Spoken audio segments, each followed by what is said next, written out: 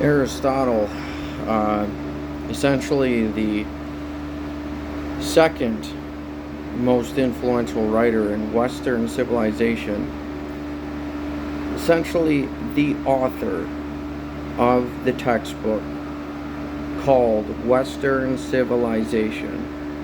Its culture, its arts, its mathematics, education, etc. A lot of what Aristotle and Plato had to say was adopted by Christians because it seemed to capture what's called in theology natural grace, natural theology, or common grace and natural theology. And that word, natural theology, really can be summed in all truth is God's truth. So any truth found outside of Scripture is just as equally God's truth that He revealed and permitted man to discover by the presence of His common grace. America, the United States, I am a patriot, an avid supporter, citizen, contributor, and community upbuilder, however you would describe someone who has a love for their country. Someone, if during the time of war, would gladly, voluntarily enlist in the service to protect our freedoms, ideals, and many privileges that we enjoy. Realize that the absence of common grace is not a good thing.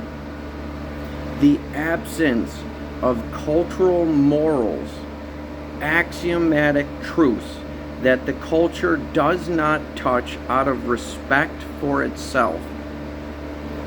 We have adopted such a radical individualism in this country that we have essentially rejected God's common grace, and that does not lead to further enlightenment.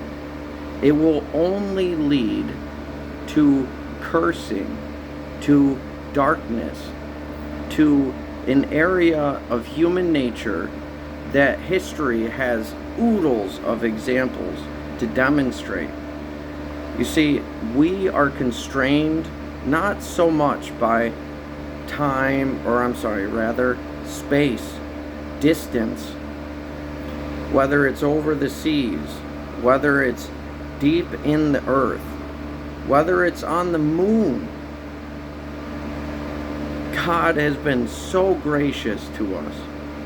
The thing that constrains humanity more than any other component is our human nature. So, my question, America, Aristotle's virtue ethics essentially argue the doctrine of the means.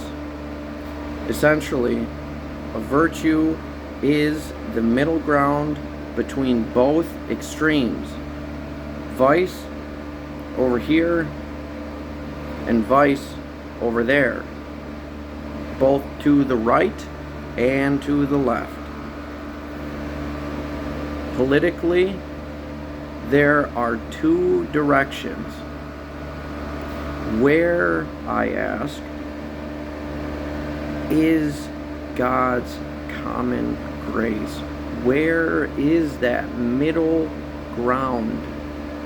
Where are the normal citizens in this country, like myself, who want to raise a family, who want to successfully complete school, who want to contribute to the American experiment? They do not want to change that experiment. They want to participate in the same experiment that our forefathers started, continued, and kept up with? Where are all the normal human beings in this country? I ask that politically, and I ask that as a citizen, but I, especially as a resident of a state like Texas, having moved from New York, ask, trying to flee the crazies, where are the normal, sane human beings like myself? Do not vote.